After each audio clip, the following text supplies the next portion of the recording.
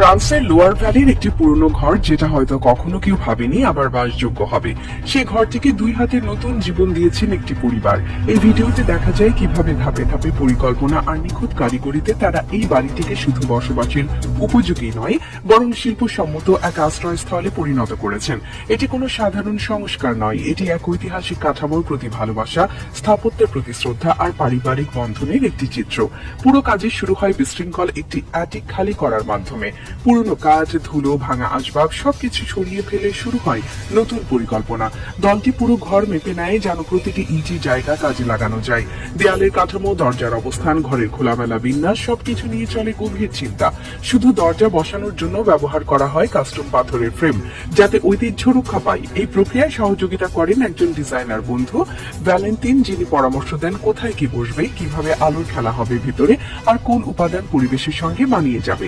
ভবিষ্যতে কোনো ধরনের স্যাঁতস্যাঁতে ভাব যেন না আসে, সেই জন্য পুরো মেঝেতে পলিথিনের শীট বেছানো হয়।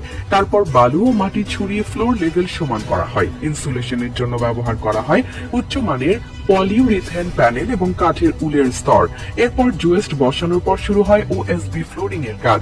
ইনসুলেশনের উপরে বসানো হয় ভ্যাপার ব্যারিয়ার, যাতে বাইরে থেকে আর্দ্রতা ঢুকতে না পারে। এরপর প্লাস্টার বোর্ড বা ড্রাইওয়াল দিয়ে ছাদের প্যানেল বসানো হয়, যেগুলো আগুন প্রতিরোধী এবং টেকসই।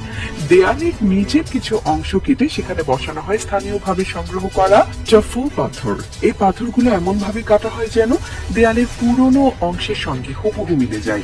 পাথর বসানোর জন্য বিশেষভাবে তৈরি চুন ভিত্তিক মর্টার ব্যবহার করা হয়। লিন্টেল দিয়ে দেয়ালের কাঠামোগত স্থায়িত্ব নিশ্চিত করা হয়, আর চিমনির পুরনো কাঠামোকে যাচাই করে প্রয়োজনীয় কাজ করা হয়। ইট আর পাথরের মাঝখানের পুরনো মর্টার সরিয়ে সেখানে নতুন করে ফিলিং করা হয়, যাতে কোনো ভাগ না থাকে। এছাড়াও প্রতিটি দেয়াল এমন ভাবে ডিজাইন করা হয় যেন তা শুধু ভাগ করে না, বরং গোপনীয়তা রক্ষা করে। নতুন শয়ন কক্ষ, বাথরুম সবকিছুর জন্য আলাদা আলাদা বানানো হয়। তার আগে প্রতিটি দেয়ালে বসানো হয় বৈদ্যুতিক ওয়্যারিং, সুইচ, আউটলেট এবং পাইপলাইন।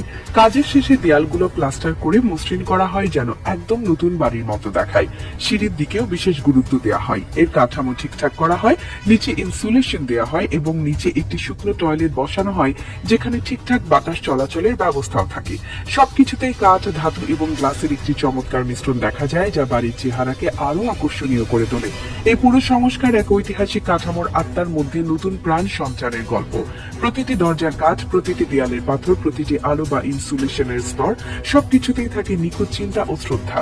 এই ভিডিও প্রমাণ করে দেয়, আপনি যতই পুরনো হন, যতই পরিত্যক্ত হন, যদি ঠিক মানুষটা আপনাকে ভালোবাসে, তবে আপনিও নতুন করে জেগে উঠতে পারেন। ঠিক যেমন এই বাড়িটি উঠে দাঁড়িয়েছে অতীতের ধুলা ঝেড়ে এক নতুন জীবনের সামনে।